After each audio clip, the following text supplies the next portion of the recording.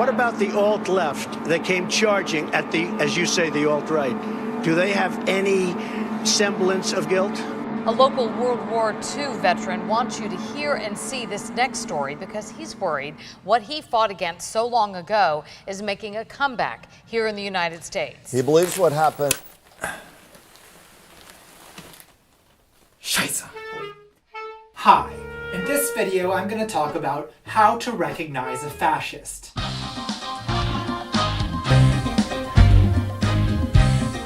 To begin, let's take a look at what fascism is. Contemporary fascists share three core beliefs. 1. People of European heritage are or ought to constitute a biological, cultural, and political unity known as the white race, sometimes dog-whistled as Western culture. 2. Jews are masterminding the destruction of the white race through multiculturalism and non-white immigration, a plot that fascists call white genocide or ethnic replacement. 3. The only way to save the white race is to establish a white homeland, or ethno-state, from which non-whites and degenerates must be purged. Now, as I've argued in past videos, all three of these beliefs are false. So what is it that's attracting people to fascism? Well, let's take a look at a contemporary Nazi propaganda video and see if we can figure that out. Who are you? I'm not talking about your name or your occupation. I'm talking about something bigger, something deeper. I'm talking about your connection to a culture, a history, a destiny. Our ancestors had a very strong sense of their identity. They could say, I'm a Roman, I'm a Saxon, I'm a Dane.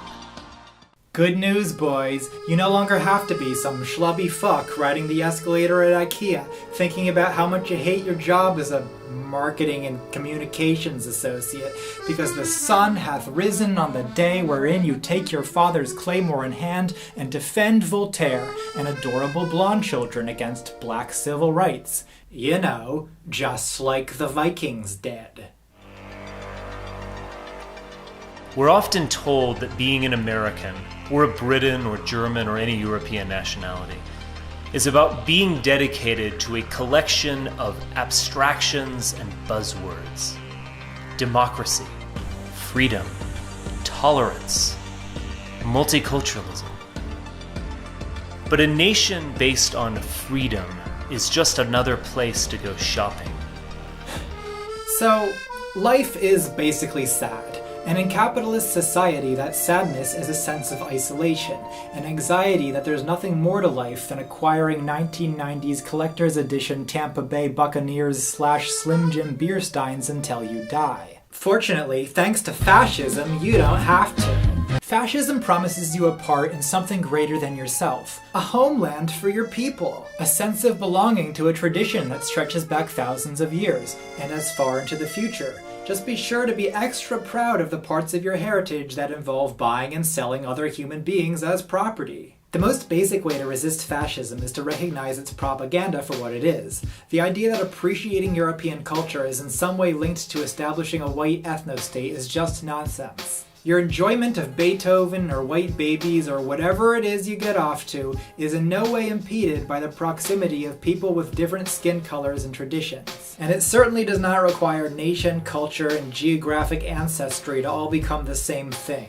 But in order to recognize fascism, you need to do a lot more than reject the most overt propaganda. In the wake of the disastrous alt-right rally in Charlottesville earlier this month, the Nazis have been driven back into the shadows. At least 2 of their major websites were shut down, Confederate monuments were removed all over the country, and several prominent fascists have begun backpedaling. None of this means fascists will go away, it just means they'll have to be more subtle and indirect. Shortly after the Charlottesville rally, a post titled "Fixing the Alt-Right" appeared on Poll, the image board where millennial Nazis talk strategy and trade pictures of Japanese nymphettes.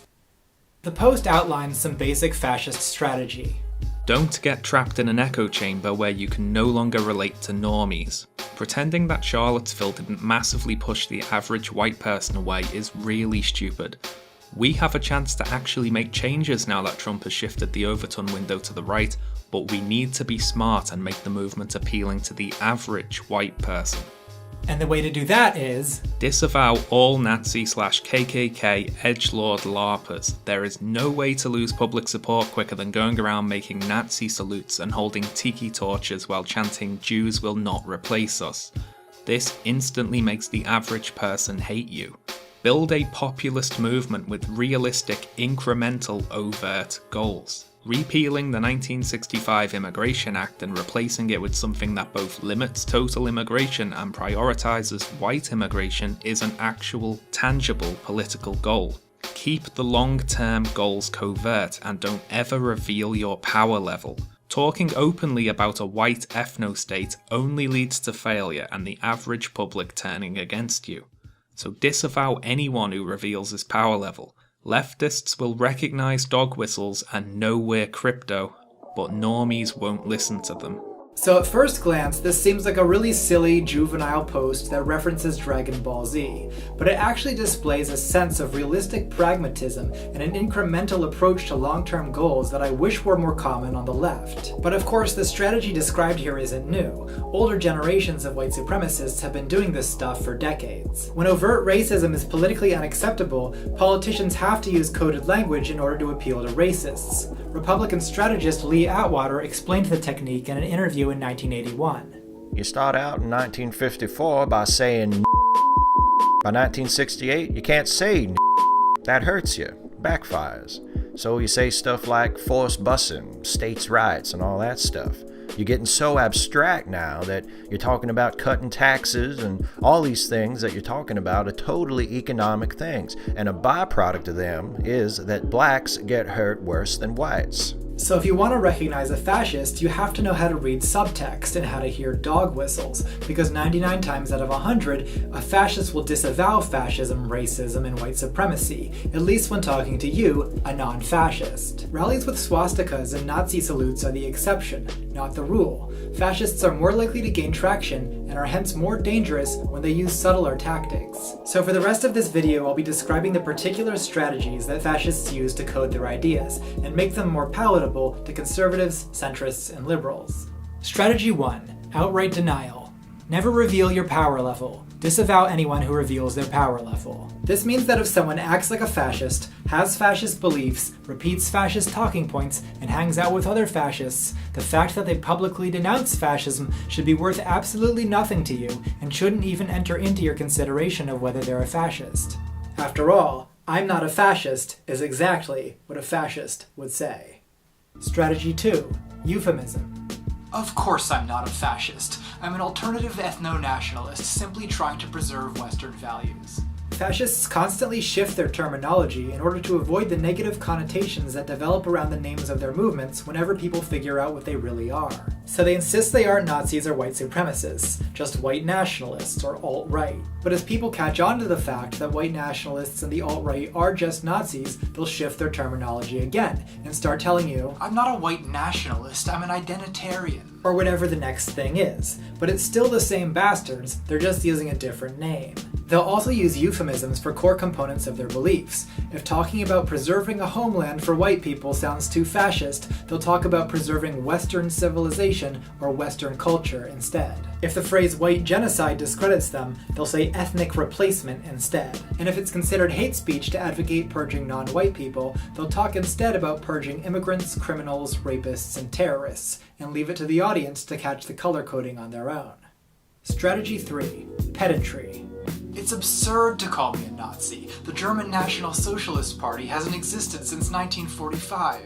That's right, and I bet he's an isolationist too, not an expansionist like the Nazis. Fascists use this kind of selective pedantry to dodge derogatory labels, and also to bog you down in a petty terminological dispute. This is a good way to waste your time and divert your attention away from whatever led you to call them a Nazi in the first place. I'm not a white supremacist. I don't think that whites are superior to other races. I simply think we deserve a homeland of our own, as do all peoples. There it is again. And next he's going to tell us that since Asians have the highest IQs, he's if anything an Asian supremacist. And then you'll get sucked into arguing about IQ, instead of talking about the fact that the main goal of the politics he supports is the political and social supremacy of white people over all other Americans and Europeans. In other words, white supremacy. Strategy 4. Secret symbols.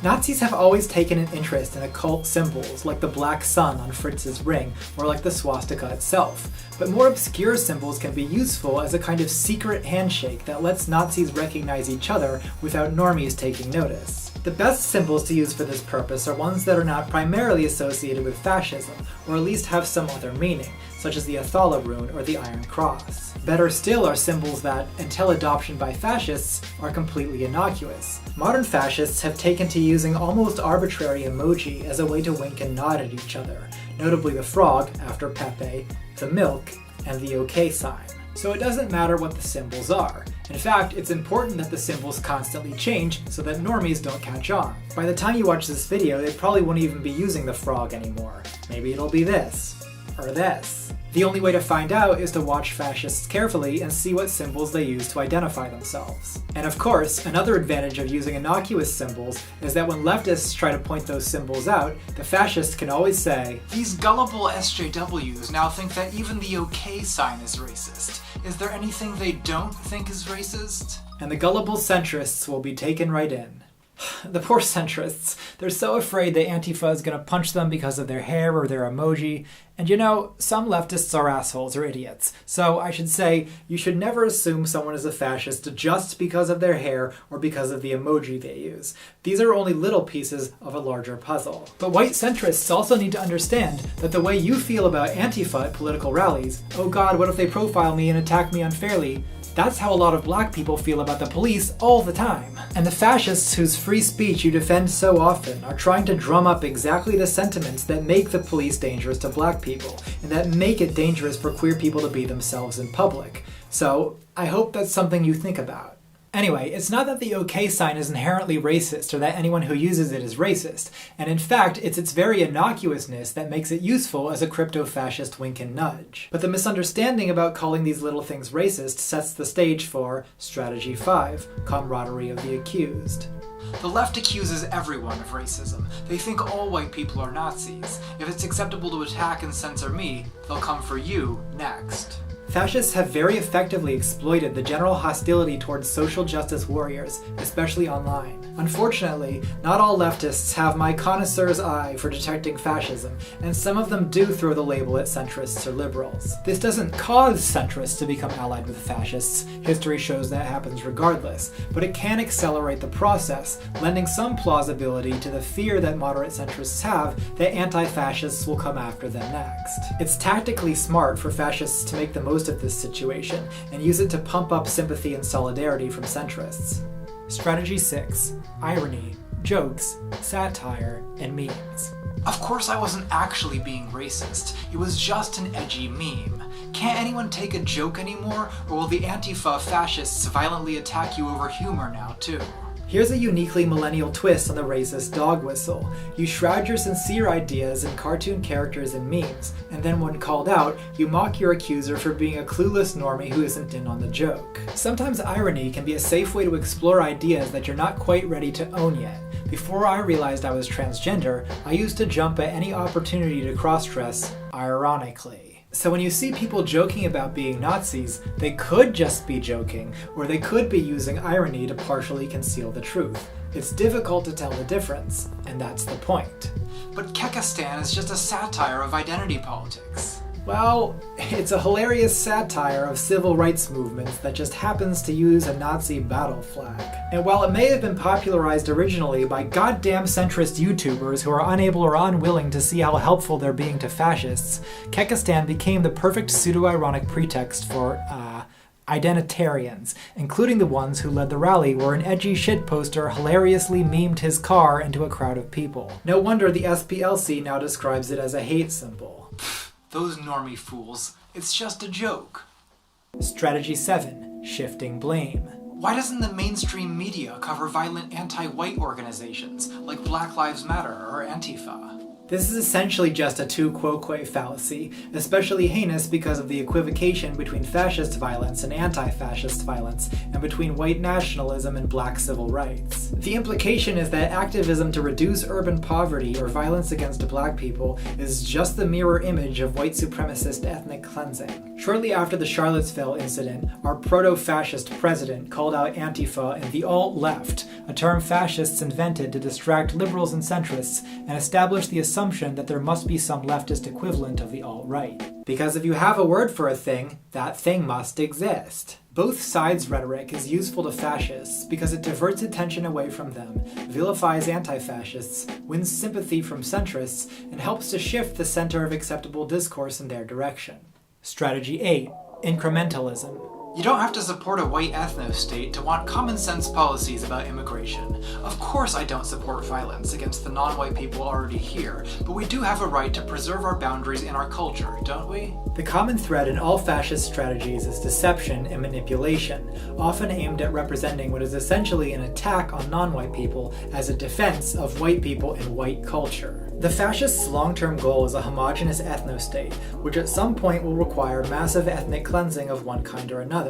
But of course they won't tell you about that unless they think you're also a fascist. The strategic fascist knows it's better to start with realistic, achievable goals, and that means focusing first on stopping non-white immigration, something they'll try to get you, the centrist, conservative, or liberal, on board with by emphasizing the danger and criminality of non-white immigrants and refugees. If they can whip up enough racist sentiment with that rhetoric, they can later turn that energy against the non-white people who are already here. Strategy 9. The free speech defense. You may not agree with what I say, but I have just as much a right to speak and assemble as anyone else. Much of anti-fascist strategy involves limiting fascists' ability to publicly recruit and intimidate, often by shutting down fascist marches and rallies, or by pressuring platforms not to host fascists. The best way for the fascists to oppose that strategy is to appeal to the liberal value of free speech. Nothing tugs on those classical liberal heartstrings like a tale of woe about how unfairly silenced you are. But remember, fascists do not actually value freedom, democracy, or diversity. They only value the race, the people, the nation. Their long-term goal is a society where there's no room for anyone who isn't white, or even anyone who isn't a fascist, to exist. So you can begrudgingly concede to fascists their constitutional freedoms, but remember, you shouldn't expect any reciprocity from them. They do not care about diversity of opinions. That kind of talking point is just a ploy to protect fascist recruitment and intimidation, and to garner sympathy from centrists.